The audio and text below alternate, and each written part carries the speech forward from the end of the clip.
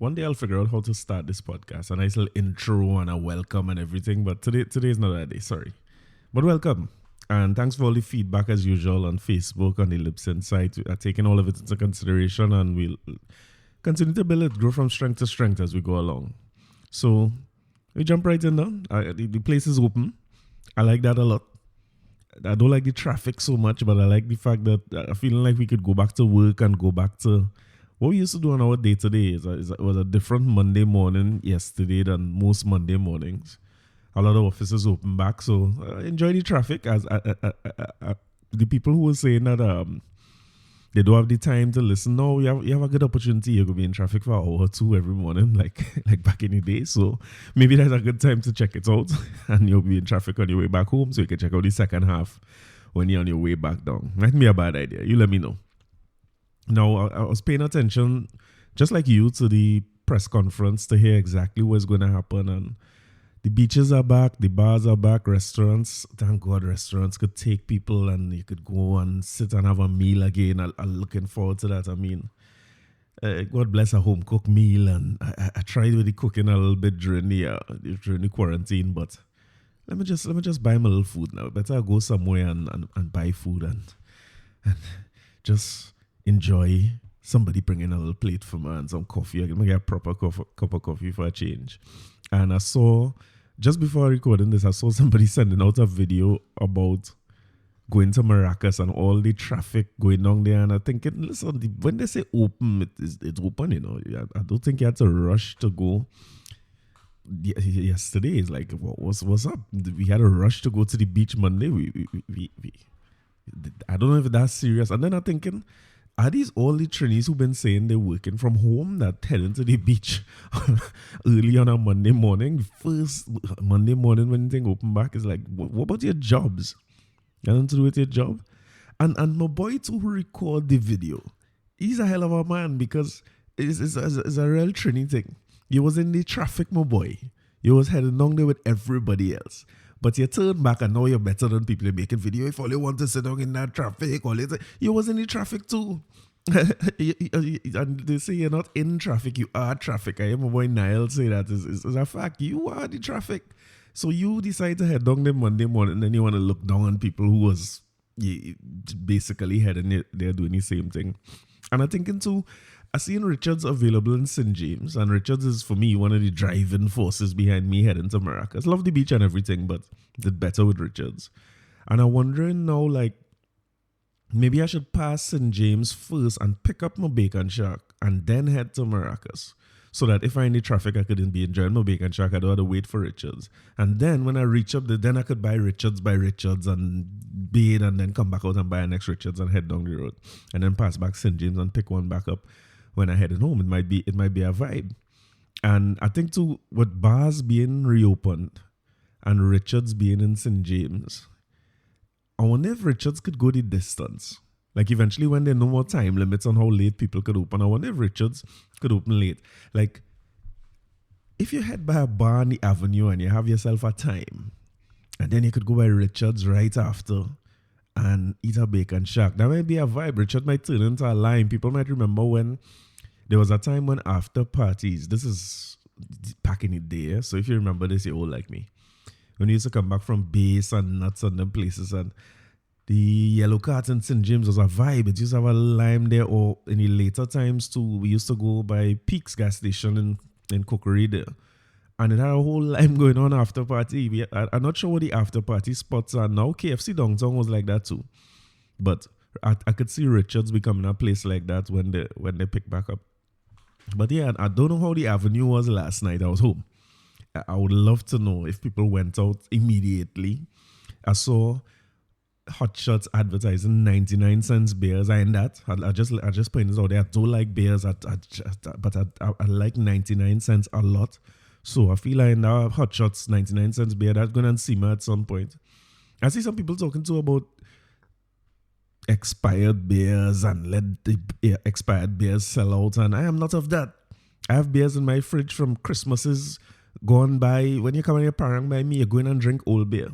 I not throwing away no beer. Beer don't have no expiry date. If they I know not no expiry date on no beer. If I say the expiry date, well, you don't drink it. More for me, 99 cents. You can't go wrong. I wonder if like, well, so they could sell for 99 cents in the little White Oak. I think the White Oak have an expiry date. I think it does. I think White Oak expires.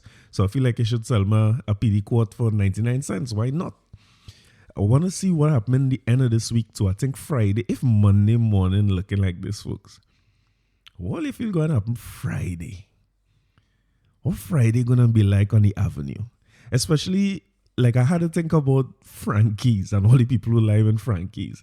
Like we supposed to be social distancing and still being responsible and all that. But Frankie's have no space for social distances. Frankie's could hold about 5 people at a time. And usually the lime is overflowing to the pavement, which to me is the vibe in Frankie's. And the lime tight. So I wonder if the police could be on the scene because the police know they're coming. And if they'll mash up the lime all on the pavements and in the road by Frankie's. Because this Friday, I think it's going to get wild. I think people are going to jump out. And I want to, for research purposes, only for the purpose of this podcast, I want to head out there and see what Frankie's looking like Friday night. And this, for most people, Friday is mountain already, you know, as fast as it gone and come back.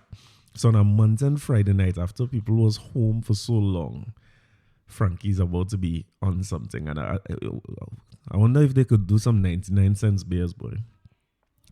I wonder. If they do, I'm in that. I don't care how much they sell beers for, and I'll go in for research purposes. I need to see what's happening on these streets. Now, one thing I forget to do on the last podcast, which I guess I'm blows for, and I would have never forget it if it was Mother's Day, was to wish the fathers a happy Father's Day. Happy Father's Day, gentlemen. For all the people who, like, I'm in a few WhatsApp groups, and it's a lot of people, like generally on a Father's Day, you're going and see a couple posts about people who say single mothers are fathers too. I mean, and I hear that. My mother was a single mother growing up, and my mother still is everything to me. But the generation now, like youths, and when I say youths, I was calling my age and everything as youths, because the group I in is men who basically in their 40s, men who over the hill. But the responsibility and the seriousness with which these men take fatherhood is admirable. So I don't want to let Father's Day part. I know it's gone. A happy belated Father's Day, gents. I'm sorry. We will do better than that next time. For my Father's Day, personally, I had a good day. I mean, we wake up and we had breakfast together and stuff. I always enjoy that, a breakfast man. And then my father and my father, my uncle, and my cousin, we come over, all fathers, and we play some roomie. And them fellas get some beat up in some roomie. For all the card men, we play in roomie. If it's first to win 7 first, win the tournament. And if you give shot, you're -1. So you check that match. It could last a little time to get to 7, but we play some cards. And yeah, I enjoy the Father's Day. I think for fathers, we're pretty simple. The socks and drawers thing work for me. I'm not a big gift person, but I think this was one of the Father's Day where we had a little edge on the women because of the COVID, on the mothers, because there wasn't much you could do for Mother's Day. So I remember retail stores were closed, restaurants were closed, and we had to get creative. So you had to get one of them Bristol board and macaroni arts and craft going and say Happy Mother's Day and all that. But for the fathers, everywhere was open back, and you could. No, Sunday we couldn't really take us out, but we could still take a little takeout. I mean, it's Monday, it'll be belated, but we could take it, So this might be the only Father's Day where a lot more attention could have been paid to fathers than usual. And we still ain't get nothing. But it's cool. I really had a good Father's Day. And I look forward to more holidays now with the place open back up. We had a lot of holidays where we were under lockdown, and trainees we go make back up for that. Now, on another note, on a sad note, as a father, there's something that I observed going on this week in our society that I couldn't let pass. I'm trying my best not to let these podcasts get too heavy, because when they heavy is because I heavy. And I heavy. Because when I look at the papers last week and all the reports and everything on social media about a father and daughter being gunned down, basically, and a daughter who's 2 years old, it puts a damper on any Father's Day for me, and I'm sure for you too. What we doing? I mean, there are a lot of things, and I'm going to talk about them because there are a lot of parts of this society that hidden and nobody likes to talk about.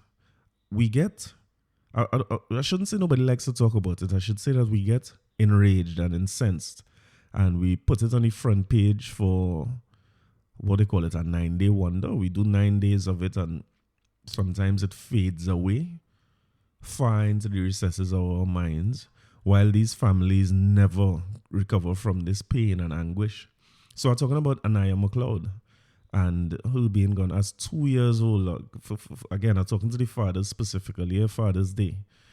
You tell me what it was like when your child, son or daughter, was 2 years old. And you could understand why the whole nation is in pain at this time. And let me talk about the mothers. It's difficult for me, and I don't want to draw any parallel between these two situations, but for me, it takes me some time before I could read about or watch these videos and see these types of things, because I almost had to prepare myself to go and look at it. Like, I remember when the George Floyd thing happened, it took me a while to watch the video. When I see the clip, I knew what it was already, and it just took me some time to say, all right, let me sit down and look at this thing. It's hard for me to look at. And it was the same thing when I saw this article, a 2-year-old girl getting shot, and you're just going to spend some time with your father. And I mean, the social media is what it is, yes? So you see what the father was involved in, and the this and the that. You could talk about that. That is not for me. The area of focus for me is on this little baby. The innocence of this little child getting killed, and the mother. When you see the photos and things of this mother and the anguishes, I mean, something up with us as a society, and this is not new. This is something that happens, because when I look at, I'm going to bring back up some old stuff, because my issue with this is that we do the outrage and we do the upset posts and the rallies and so on, but a lot of times these situations end up with no justice for the families, and we move on with our lives. We have our children and so on, and we go and we do things with them, and we celebrate birthday after birthday, and we do graduation photos. And sometimes it's not deliberate or mean-spirited or anything by any means. That's not what I'm suggesting, but we just go ahead and live our own lives, and we forget that a mother or a father or a family get robbed of somebody who never gets to graduate preschool, never get to see the inside of a primary school or kindergarten. Babies. So it reminds me of situations like, I mean, the old one we talk about was Akil Chambers. I don't know if you'll remember that name. But to date, there's not much by the way of justice for Akil Chambers. May 1998. Going to have party in Marvel. Party is kids. This is what we do. We look for. I could imagine how he was feeling going to that, and then what happened to him. Google it and read the story, because I don't want to get into the details of that. The details heavy, and I'm not comparing the two situations, two whole different situations. The point I'm trying to make is that the justice that you would have sought out, or I would have sought out in a situation like this, a lot of times in our society, it tends not to come. It tends not to ever come. And then I'll go back to, there was a huge outcry when Sean Luke, if you all remember that name, a nice little boy. Once you see him, you see a nice child, as you see the pictures. And that would have been in 2006. And with him, they have two people who are in jail for it. And this is the thing, the two people who are in jail for it now would have been age 15 and 12 at that time. This happened in 2006. You tell me what is these people age now, and they're still in jail and not prison, which means it's still trial and everything going on. From everything I've read is unresolved. And put yourself in these shoes of those families. None of justice don't bring nobody back, yeah? But I'm sure that anybody would want to seek justice for their little child. Later on that year, Amy Hanneman too, though. And to go back to Sean Luke just for 1 second, the Sean Luke thing was so bad, and I just want you all to remember the outrage. Everybody was talking about that. I remember going to Tony Matera came in Zen to do a concert or whatever it was. And the first song he played was about that Sean Luke situation, 6 years old. And the pathologist at the time, Dr. McDonald Buttress, she said it's her most unforgettable experience after 5,000 autopsies and 18 years in the business. And based on a Newsday interview, she was saying that she's not going to do any autopsies that have to do with children in circumstances like those anymore. If somebody that experienced could have that reaction, you could imagine how bad the situation was. You Google it and check it out for yourself. If you never heard about it, take a couple minutes to check it out. And I don't know where's the justice. If I was his father, or I was either one of their parents or family members, I would want that. Amy Anamantudo, later on that same year, raped, sodomized, beaten, suffocated. In the end, the stepfather was on trial for it and sentenced to hang. I don't know where we are on hanging, and at a later episode I'll tell you where I am on hanging and what's my stance and all that. But I can't imagine what it would feel like for a family to feel like there's no justice when it comes to these things. And I'm saying that, not comparing any of these situations because they're totally different and unrelated. But the common thread is that it's children and the justice not there. There's a conviction in one out of those cases. And I just pulled three, which would have been some of the very, very popular ones that remind me of what the spirit of the place was like. And I feel like the spirit of the place is right there for Aniah McCloud. And we have to do something about it. We can't sit by and let this pass. Because the thing about it is this, as bad as it might be, I see the murder rate is going berserk. Like as we get free, we get free. And you could see where people, I don't know what it is. Like if the people who in that field of work, let me put it like that, like they back out to work too. And for people like us, I think we are the fighters on all levels. We have to resist it. And particularly in the case of this child, it's like, social media is doing a good job of shedding light on it and keeping this story to the forefront. But I always feel like there's more we could do. And when I look at social media, one of the things that I see people saying a lot about this situation is, where are the protesters? And where are all those people who was protesting for Black Lives Matter? And where are they now? And you're not saying anything, and all of a sudden everybody disappear. The reality about those statements, beyond the fact that they're useless, let me put that out there one time. For all the people who are saying, oh, so they could protest for Black Lives Matter, but no protest for baby Aniah.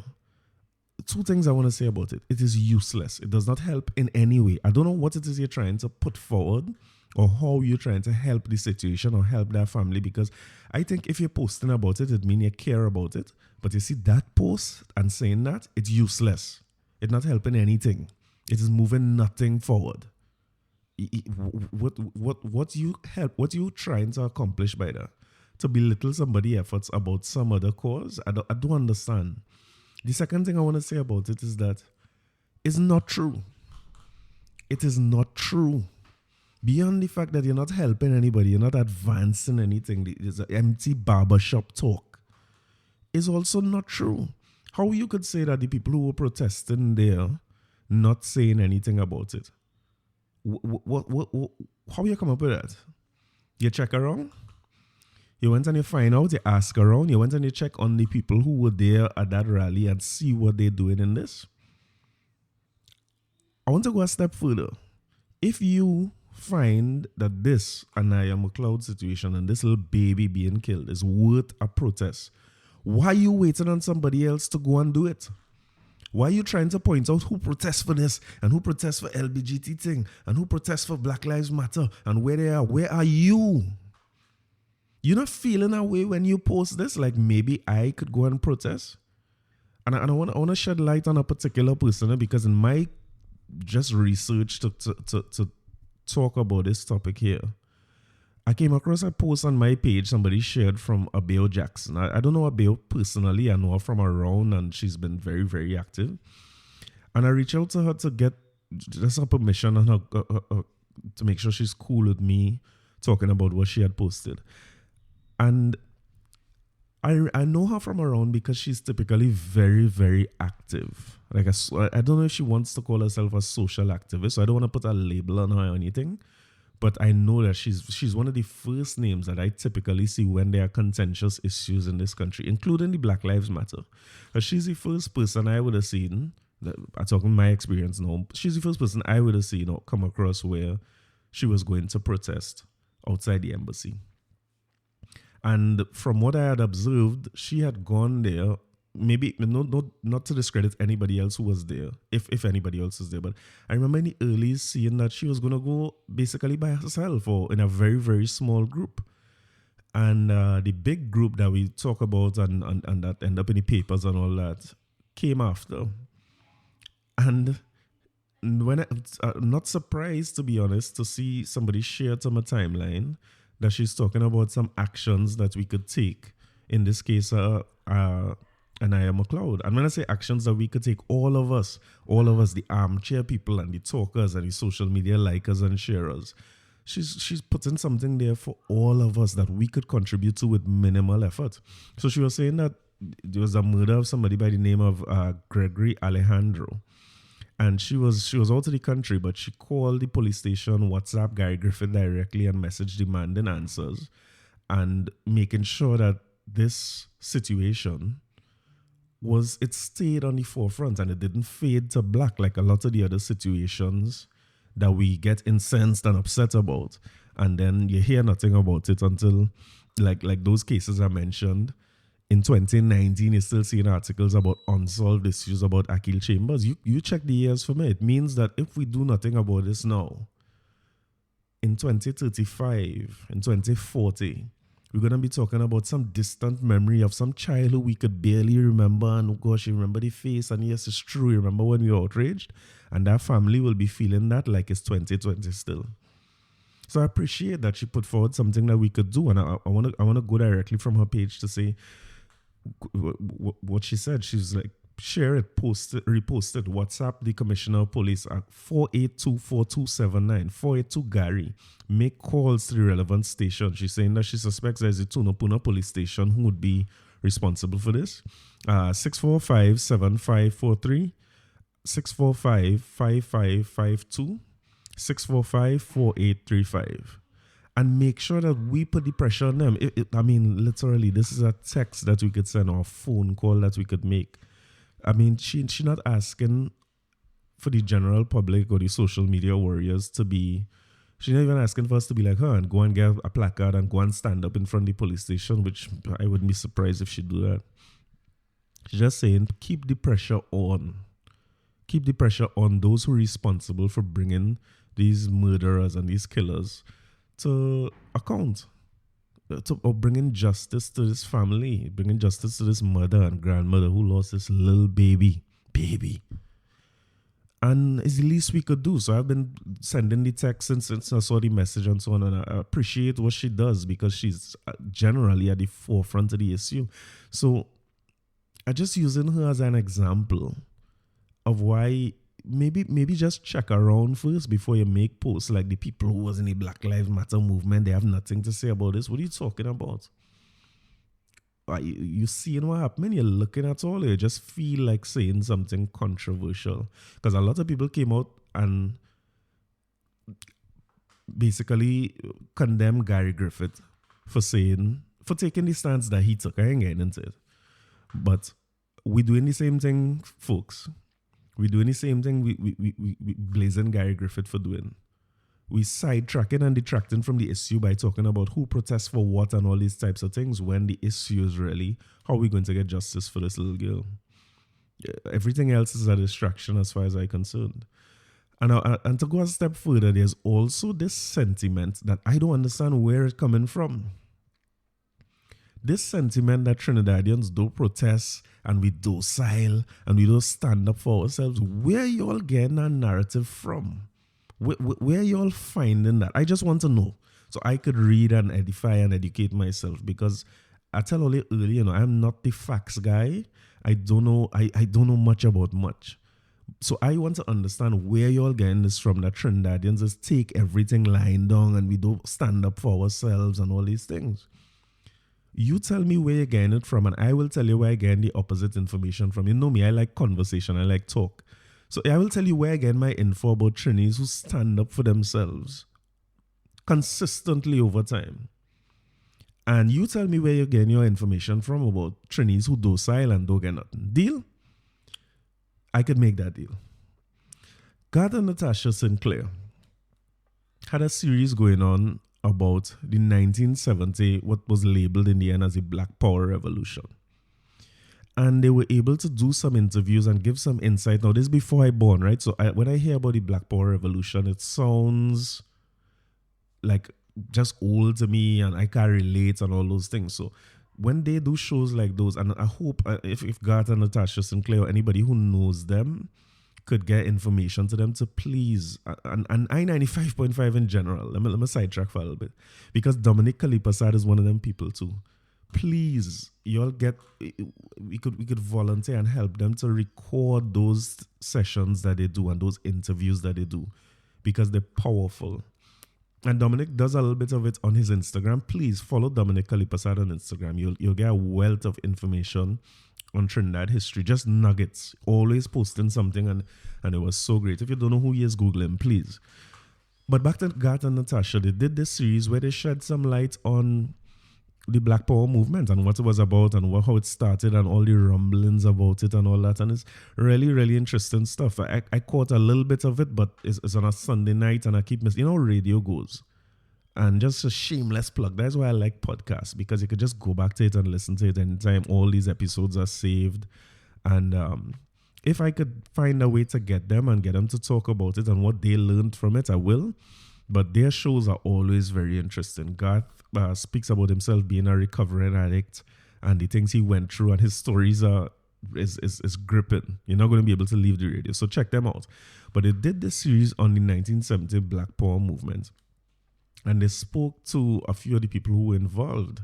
So the people who telling me and talking about how we don't stand up for ourselves and we are copycat culture, who just because they're protesting for Black Lives Matter in the States, we decide to protest. That is not true. I don't know where you're getting all the information from. You could help me, because if you get your information from somewhere, I'd love to check it out myself. But that Black Power movement started when the police, or it erupted, when the police killed a fellow called Basil Davis. So I'm not sure where y'all get any information, because the same way George Floyd was killed and it erupted into a protest in 1970, would have erupted, it was bubbling long before that, and issues were at the forefront. But protesting over police brutality, is Trinidad copying something? I'm not sure. Just to throw this in as well, there was not going to be any Black Lives Matter or Black Power movement in the States at all if it wasn't for, among many other people, a fellow by the name of Stokely Carmichael. You Google that. So I'm not sure where this thing coming from, that we don't stand up for ourselves and stand up for our rights and take people to task and so on. I'm not sure where you're getting that. And I'm going to call some names to it, because beyond the people like who were in the Black Power movement, so like McCandle Dagger, Kafra Cambon, Rafik Shah, Rex LaSalle, we have our own group of activists and people who, and we've always had that. You ever hear about Butler? I'm not sure. Maybe Google it. Or Basdeo Pandey, or Errol McCloud, or Jennifer Batiste Primus, or Ansel Roger. Yeah, my boy. That's my boy, the Balance guy. You remember him, the Balance? Or David Abdullah, or Watson Duke. I had to train Watson Duke, right? Because it's true. But we historically stand up for our rights and stand up for the rights of workers or society or anything we upset about. We get out there and we do what has to be done. And fast forward to today, people like Abeo Jackson and many more who are at the front line when things like this happen. So ease me up on the we didn't do this when we had this, and because I also want to say that Butler couldn't fight for every cause they had. Or Aaron McCloud could, how he go, so he would pick up every issue and protect, and he have to do the same thing for every single issue for you to be comfortable with the fact that he's doing it while you home doing nada. I'm not sure that that's reasonable. If you find like Black Lives Matter is worth protesting, you go and protest that. Stand up by yourself, start it. if you find that it's worth getting out there and standing up for what happened to Aniah McCloud and ensuring that she gets justice, don't wait for nobody else. It's too important. It's too important a cause for you to have the time. I gave us 2 minutes to say, why y'all not protesting for that? You see how we Trinis are? Take that same 2 minutes and call one of the numbers I talked about earlier that the would have posted. Text Gary. Take that same 2 minutes you're doing to make that post and do that. And let me know how it goes. Let me know if you could follow up on it and see if we could get justice overall. Cool? So send me your sources now, wherever you get any information. I would love to see it. If you know better than me on that, I really open to correction. I have no idea. Now, I don't know when it get heavy, and it had to get heavy because I think social media does a good job of highlighting our society. And as I said, I couldn't talk about it. You see the private conversations that is happening behind doors in Trinidad, and then we come out and we pretend that nobody says these things. I taken it upon me to say some of them. So sorry for getting so heavy. It's early in the week and I know everybody back out, but y'all was drinking yesterday anyway. So the little drinks you had yesterday and the little heaviness this morning, life is about some balance, right? So it's just a little interruption to the fun. And an interruption to the fun is clear and present. Like, I started to feel like we're in the plague. First we get coronavirus, and then they had some killer bees, and then it's thing, and then, I mean, Trinidad, we have our own plague as soon as people come out of quarantine, is murders like that. But the great interrupter is Sahara dust. I have never seen anything like I have seen over this last few days.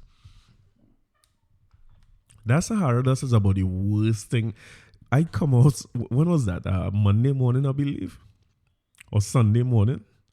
As soon as I opened it, I had to fly back inside because my sinuses are already easily is getting inflamed and I have all kind of issues. But I just went outside quick, and my eyes are running, my nose. Hey, listen, it's bad, and the visibility is so low. Like when you're driving, you could hardly see too far ahead of you. You can't see the mountains. And it makes me wonder, like, what's caused the Sahara dust? This is dust. That dust coming all the way over from the Sahara Desert to here. I wonder how the people who live in, like, close to the Sahara Desert, if it's been that bad for them. It's something else, boy. And we've been, this is a thing we've dealt with for a long, long time. It's always been around, if you ask me.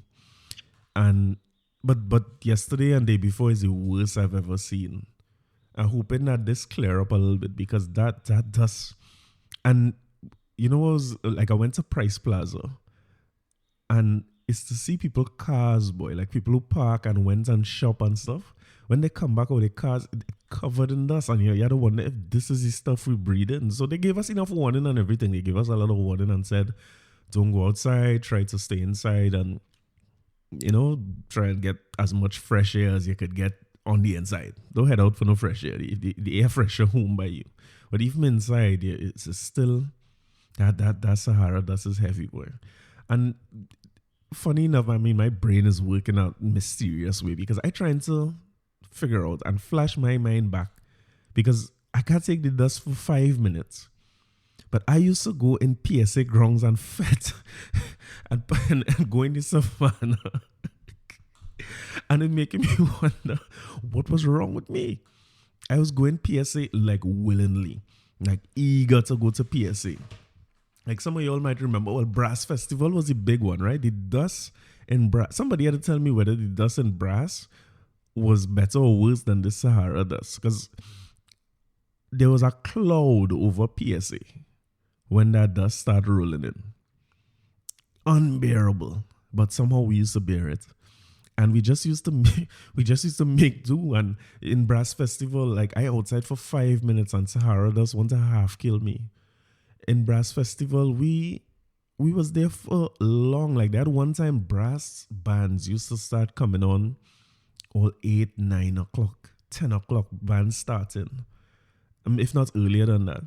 And sometimes it's 4, 5 in the morning, 6 in the morning that band's still on stage. You used to have full performances by band. I mean, Brass is one of the best fets I ever went. At some point, I had to get my boy Pablo on this podcast, because Pablo is the fet god. And he would keep me honest about some of these things I remember. Because my memory is like a whole mishmash. So I don't want to mix up some of the events. But I know for sure Brass used to be real long. Like the idea behind Brass Festival. And for those who didn't know, like Brass Festival used to be the day, like a weekend before Carnival Week. So it would be like the weekend at Fatima, I believe. No, Fatima might be the Sunday. It was a couple Saturdays before Carnival. And it used to be, the idea Brass Festival was because it was brass bands then. The bands had all the horns, trombone, trumpet, saxophone. Boy, listen, that music was something else in them times. And what Brass Festival was unique for was not just the length of time it used to go for, but also because they used to invite all the bands, like from the Caribbean and everything. It wasn't just the local bands.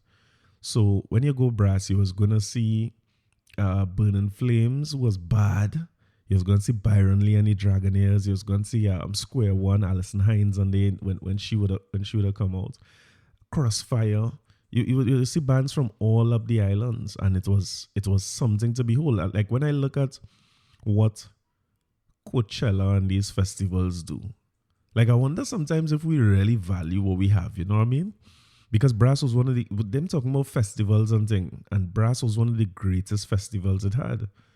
And I remember when there was a point where they used to, the bands, of course, every band want to push their songs and play their music. And that was a different time too, because the bands used to play, they didn't used to just play their own songs. Like now when you're listening to bands, most of the bands now play only their music. So you might hear they play songs from last year and year before and all the big hits over the years that the lead singers would have had. But they don't really, like when you look at Marshall Band, he doesn't play anybody else's music. I know Blacks and they still do a little bit of it. I even saw Bungie and Fayan with their band do a little bit of it. But back in the day, the bands was playing music, what they would put together as a set for Carnival. It wasn't just to push their own songs. Of course, they would do their own songs, but they would do some of the big songs for Carnival or some of the sleepers. And listen, it used to be a nice thing. And boy, they couldn't get bands off the stage. That was the issue. So Brass always used to run late because when a band go on, they play in the full set. If it's an hour, they stay in for an hour. Sometimes they stay even longer. And they couldn't figure out how to get people off the stage. But PSA Grongs, so I hope everybody know where PSA Grongs is. I mean, I don't know what's the demographic of the people who listen, but I suppose all they will like me. So you know PSA Grongs, right opposite Long Circular Mall. They have some townhouses and stuff there now. Still owned by the PSA, I believe. What's in Duke scene about that? But PSA Grongs was empty. And as the name suggests, it was just a Grongs. It was just a field that they used to have sports and thing on. And boy, that song, it was all grass. And when men sing songs and men started to jump in that place, oh my God, that dust that used to raise up there. We used to breathe in that dust. And I mean, a lot of people used to have their dust mask and think, you know where again when you go PSA. And Customs used to be there too, if I'm not mistaken. Pablo go help me on this. But Customs was there, and Army Fete used to be on PSA Grounds too. Like they used to take away, they would take away all your camouflage stuff and everything. And people who come in the army, they want to dress like they're in the army, And since back then, and those fetes was, I remember Customs Boys too. Customs Boys was a bad fete. Customs Boys used to do it a little different from Brass. They didn't have as many bands. But what I used to like about them, they used to build more than one stage. I think it was just, I guess, to help them manage bands that don't want to come off the stage. So when you hear one band finish, bam, bam, bam, and then in the back of the fete now, because you're by the front by what you thought was the stage, and the back of the fete, some lights come on our next stage, and you're kukum, kum, kutum, kukum, and listen, everybody just chip till they reach. And but a man like me, I had to be in front. If the artist sweat, it had to wet me. So I had to run now from that side to reach the front of the next stage. And listen, it's dust. And I wonder how I can survive 2 minutes of the Sahara dust, but I used to run and go there. And some of them fetes moved to Spectrum too. Brass Festival, as I remember it, had always stayed in PSA. If I'm wrong about that, tell me. But I know Customs Boys, and when they had done Spectrum, they went down there. A few of them went down there. Fire Services was always in Fire Compound. No, they moved to Dretchy, a matter of fact, when because Fire, that little compound was too small, boy. And what made Fire Fete nice to me is Fire Fete was early in the Carnival season. It used to be the first fete me and Pablo go in. And them days that have one radio station or two that play new soca and stuff all the time. Them radio stations didn't used to play damn much soca. Definitely not the new ones and things. So when you want to hear new soca, you had to go fire. And boy, that used to be a special thing because now, like youths now would know what it is to be in a fete where they don't know the music. I mean, I went to a fete last year. My God, the men play the Ruction and thing over and over. I never see one song. I get fed up. Private Ryan Fete. I get fed up. It's too much. They play the same songs. Every DJ come in and play the same thing. And but at least youths know who fetting because the youths had a good time. I really didn't have a good time. It's just too much of the same music over and over. But they have a good time because they hear all these songs and they could stream it and they have a ton of different radio stations and internet radio and anything they want to find out anything. Matter of fact, if you hear a song in a fete, you could Shazam the song and figure out who sing it and everything. But back in the day, we don't know that. And you're going Fire Fete really to hear, all right, where's the road march contenders? What's going to be happening this year? Who's the band? Because you had to push. It was no radio station. Road march and thing used to be pushing in fete. And the frontline artists had to come on stage and bring your song and build that song from. So I used to love seeing how, because if you picture kind of a Fire Fete being early, consider that early in January kind of time, mid-January maybe. And then you're coming all the way down to Customs Boys, which, if I'm not mistaken, used to be the Wednesday before Carnival, the Wednesday or the Thursday.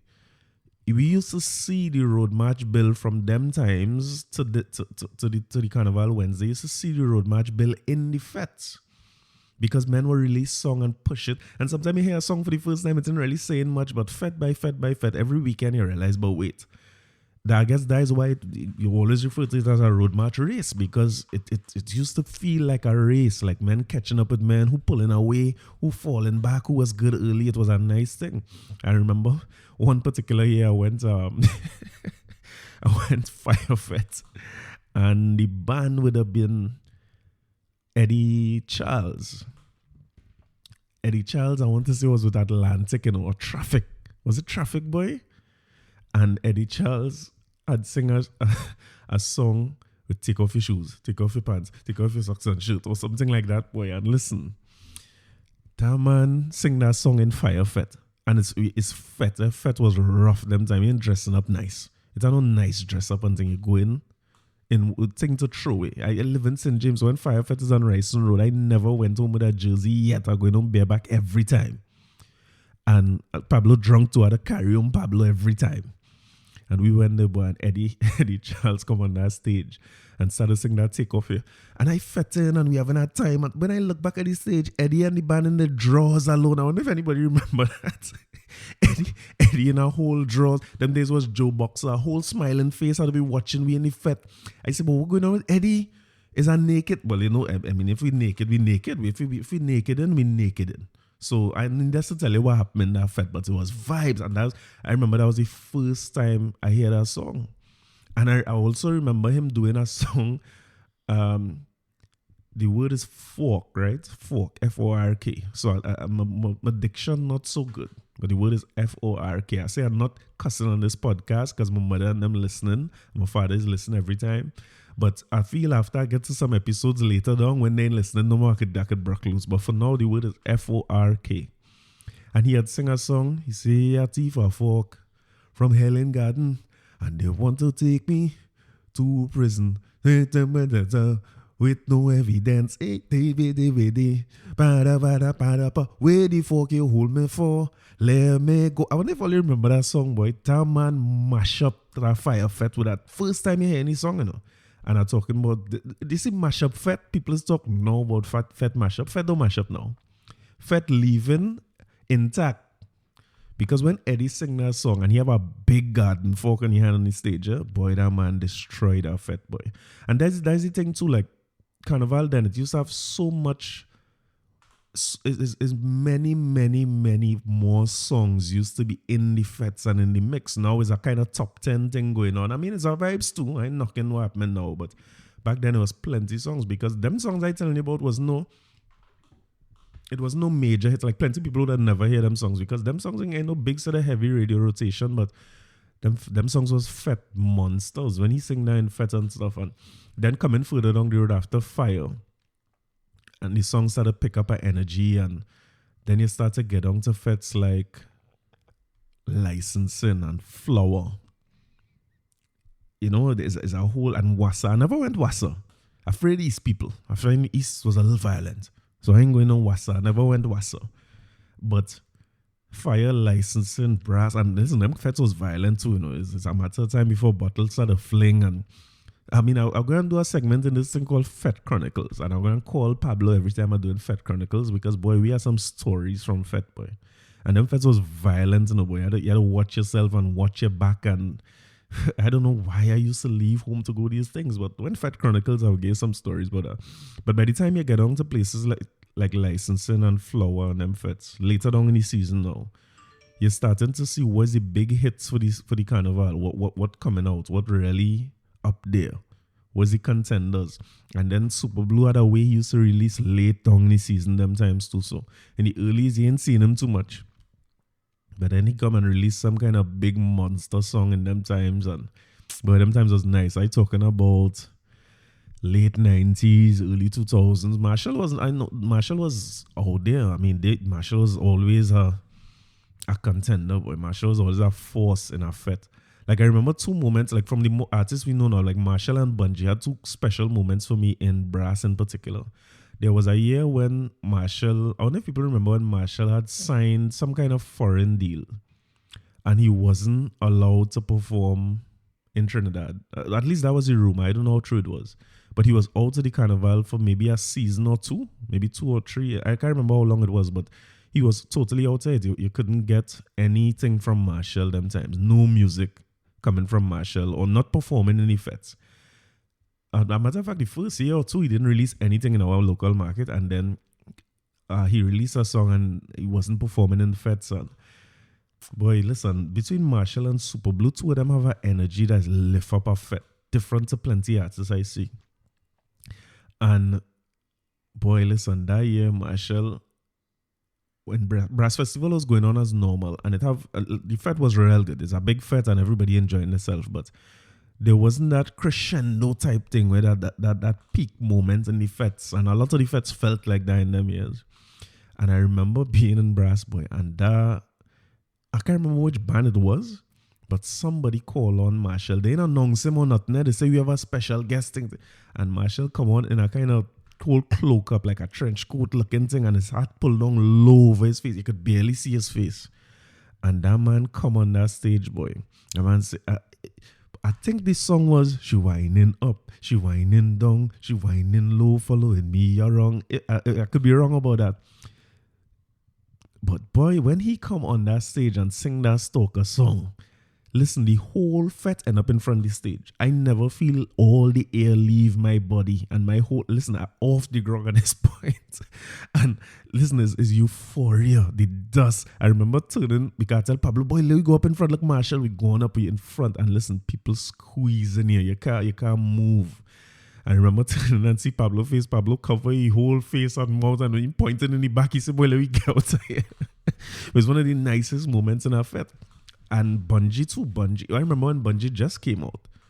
And if you only remember when Bungie used to do the whole full suit of red and blue and yellow and green.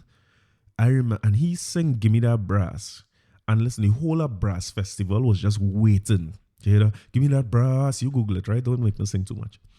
That song was a monster. And when Bungie come, it's the whole Arima and environs. It's the whole East Bungie coming with the same set worded Fred and Wassa that who Bungie used to work with in every Fete. And boy, that was destruction. And they didn't like Bungie at all. The older heads was real. They say he's singing dub and this and that. And I mean, I'm glad that story told and that in the history books. And Bungie's still here entertaining up to today. But them days was not, I mean, the Sahara, I don't know how I reached quite there, but the Sahara does really remind me of PSA. And we used to voluntarily head to PSA and breathing all that dust. And now we playing like, you know what I mean? It's too much, but it's really too much. It's a fight. But I'll get back to Fete Chronicles and think when I could get my boy Pablo on the line and we could talk about some of them stories. But Carnival next year, I don't know. Like when you're thinking about Fetes, the Fetes now is a whole different thing. And I old. I can't take a big fete. I like small fete a lot. You see, small fete is my vibe. What if I could bring a cooler and have a little white oak right in front of me? Where I don't have to go by no bar. I like it a lot. So my fete list, guys, I think the biggest fete I might go now might be soca. And I mean that good too. That's be good. I never had a year where soca wasn't good. Street festival and the regular soca. I'll do some fete reviews, because I've been fetting. I will do some band reviews too because I think I play with a few bands now. I play with Humor, Tribe, Fantasy. I play with Poison back in the day. I'll do some. I'll include that, but I need my boy Pablo with me to do them things. You know what I mean? Pablo memory better than mine with these things, and he will remember what fete we was in. At least the ones he wasn't drunk in, which is pretty much none. But I wonder what happened with Carnival next year, because when we look at what typically happens as a masquerader myself, a new masquerader too. I'm a kind of new old masquerader. I only started back playing mass about 2-3 years ago.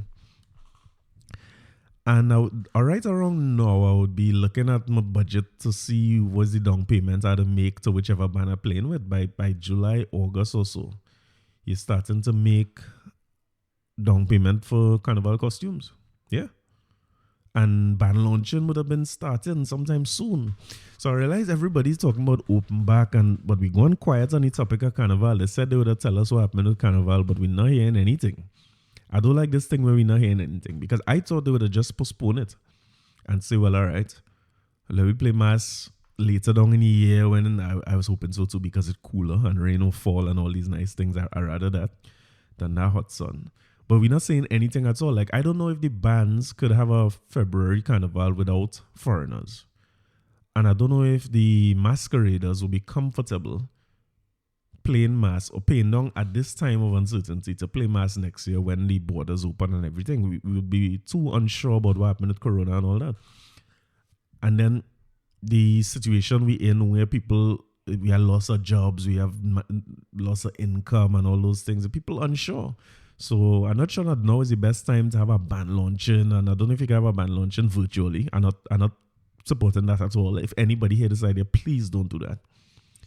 But if we come out and we say mass postponed, and the thing too is, like, I don't know, the local bands could finance this whole mass thing if they don't get any down payments. It's like, if we don't pay down, we pay down half the costume, which means half that money that they have to pay for costumes, or probably all the money they have to pay for costumes, they use from our down payments, and they send China, they make it and bring it back and everything, and they're good.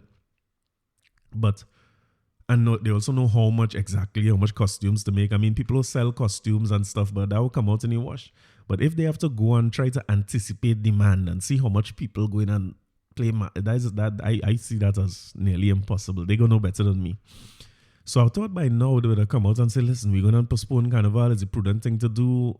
I think some of the bigger bands need the foreign audience to come in to make the band that size. If I saw some people suggesting a locals only Carnival, and I guess it might work, but I don't know how you're controlling that, because I don't think by February the borders will still be closed. Like, I was watching the press conference and I hear the boss say that they're putting a funny kind of pressure on them. And you had to admire these people. I know that pressure was coming. The airlines and them would always say, hey, Caribbean, like, I just keep all your borders closed, This is our business and we need to make money down in these parts. And the pressure, you had to read into what he's saying. He's saying that they're telling them that if they don't reopen the borders soon, they might miss the winter window. Now, let me break that down, right? What they're basically saying is that our peak season is in the winter abroad. So when they're looking at winter, October, November, December, January, when they're starting to get cold, is when we start to make some money. And when I say we, Jamaica, Barbados, St. Lucia, Tobago, the Sunsea and Sand tourism, the peak season is late in the year when it's cold in other countries. And usually when we have what's we call it, summer, July, August, don't kill me, whatever you call it, we usually head out. A lot of people might go abroad. And the airline's basically saying, hey, I know this is not your big money making time during this July, August, but if you feel you'll remain closed now and stop our business from running, don't look for me when your peak time come. It's a hell of a threat, a nice little diplomatic threat. And I think the Caribbean going to have to reopen its borders. So I'm not sure how we could control no foreigners playing mass. I find is a hard one to control, especially when a lot of the people who we call foreigners is really returning residents. It's people who in Toronto and New York and Miami and London who come to play mass. It's people who connected or related to Trinidad in some way. So that I hear you on the local carnival, but if the borders still closed, I think we could accomplish that. And if they're not, I think we have a problem. I think we're gonna have an issue. So my thing is, if we push it back, right, and we have a little cool carnival in air condition. Imagine carnival in this, forget the Sahara, right? Imagine carnival in this weather, where it's nice and cool come carnival Tuesday morning, and we don't deal with that blazing sun and a little rainfall. Sorry, ladies, rain is necessary. Sorry for your makeup and your feathers and your wings and all these nice things you like, but the place nicer when it's a little rainy. Anybody know me playing mass? I stay right next to the truck, I stay in the shade. If I go deaf, I don't mind. Because I'm staying right in the shade of them speaker boxes. I'm not moving from by that truck for the whole day. You know where to find me. But if it's shady, I could play mass on the whole road. And if a little rain fall, I know the makeup and the nice thing. And you wake up 2 o'clock to put on makeup and thing. But you yourself know, ladies, that a little more looseness when the place wet too. I don't know if the wetness get people loose and rainfall, but it's a better mass. And they'll rain out all the lunch spot, they rain out everywhere, man. And let me do a mass in me. Like, people might remember Rainorama. I'm not going to sing it, I promise. But check it out if you don't know it. Check out Rainorama and what it was about. It's a real similar situation. It was a polio outbreak. They couldn't play mass because the contagious nature of the thing. And they say, listen, here was the scene. Let me do play mass in February. We will do it in May because people want carnival. Carnival is a business as much as it's a big fete. And if you try to do fetes and you try to do things, somebody will lose. Like, a lot of fetes were cancelled. Some bands mightn't come out and stuff. So I don't know if it's so simple to say cancel carnival. So I think my suggestion is, let me do a tribute to Lord Kitchener and let me play mass in May. I think it's a great idea. We could figure out how to do deposit something in banger season come January. We'll figure it out. And let the mass happen down in May. It will be like almost a year away from Corona. We're in June now. So if you say May, June next year is carnival, we are full year off of Corona. We would have done many other things before. Like, we go to church, we'd have gone to small party, we'd have test the waters, we ain't get no Corona. We are right. And hopefully Corona is a distant memory. And we could go and play mass in May and dedicate it to the Lord Kitchener. He stand up right there by Roxy. We could let all the bands pass there and pay homage to him and make it into a cultural thing. Just like I was saying, we Brass Festival shut down and the history die with it. Let me wake back up the history with Rainorama and relive that. And boy, I see one thing I love about our soca artists is that whether all the biggest soca artists, whether it be Bungie or Marshall or Fayan, Destra, all of them have done songs that are, what we're going to say, I don't want to say the word remixes, it's like updates. I see Swappy do it, they say, I love it. That song he do, just updating Baron song. I don't know what's the correct term, but he put his own taste on Baron song and he do it justice. Benjai's do that a lot too. Benjai take a song named I Wanna Give Away and he make that song into a Trini. And them things in our soul, I believe, like, I know a lot of old soca and old calypso, right? But one of the things I realize is that even though people might know those songs, they might know a verse and chorus, and sometimes they might not even hear it. The energy we give to them songs that people revive, maybe revive is a good word. The energy that we give to songs that people revive is like if we were there in that era, and I think spiritually we were there, because like when I hear Nyla Blackman, who relates into youths, real youths now, not like me, but when she sang Iron Man, that's an old song. That's how her grandfather, that would have been Raz Shorty's song. Iron Man, Corey sweeter than, yeah, Corey, right? Corey sweeter than when he lick iron. Woman that's lose the man. There's a big song back then from what I hear. But when she come out with Iron Man, it almost have the same energy as some of them old songs. That can't be quite by coincidence, right? So I say, boy, dig back up some of that old energy and that spirit of carnival, and let me start the thing by Roxy under the Grandmaster purview, and do a little mass in May and take some rain and enjoy yourself. I think it's real doable, and I think people will really enjoy it, and we'll all be a part of history for what would be a new version of Rainorama. And I'm sure these artists these artists will come up with something that will help document it. Because while we're not good at, like I was talking about that museum story last week, we're not so great at that. Sometimes we document a lot of the colonial history without documenting the history that we're creating right now. But I do feel like Calypsonians and soca artists and stuff, them men is document what is happening. They document what is happening over the years. So hopefully we could do that. And I think it's a good opportunity. I know people saying they're afraid of Corona and they don't want to play mass. I'm talking specifically to Osman Prevat, who's my mass partner. Done talking about he not playing mass. And Osman as a finance man, and for all of us, I'm talking to all of us, we have to do something about our economy. We definitely going to be in a depressed state for a while because we have a 1 barrel of oil and 2 tank of gas left. We can't depend on oil and gas right through. So I think there's a good opportunity for us to support our local economy. We have to figure it out. Whether it's play mass, I know everybody mightn't be into mass and it might be religion or it's just not your thing. But whether it's fets, is mass, I think we have to figure out ways to support our. Remember that we have people in this economy who wasn't working for 2 years. This will affect for 2 months. Sorry, this will affect all of us. Once the economy going down, all of us are affected. So whether it's mass or even your local shop, your grocery down by you, the restaurants, the bakeries, I think now that the place open back up, the bars, the churches.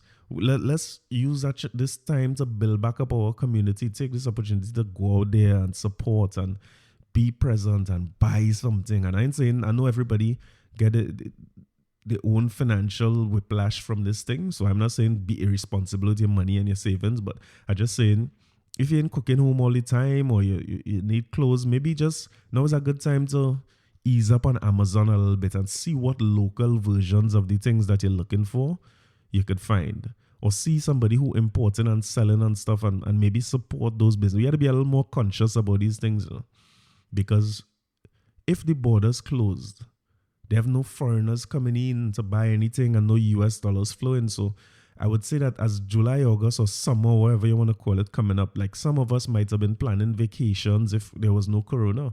So why not take that thing and go in a little guest house, stay somewhere nice, head up, we go up Toko, go Guaya, go Granville, go, find a nice. We used to do that all the time. Like my mother and them used to, every vacation, we headed out for a week. We go down Granville for the weekend. It's a different vibe, and maybe the kids now need this too. The PlayStation and the Xbox children and the Switch and the tablet children like mine.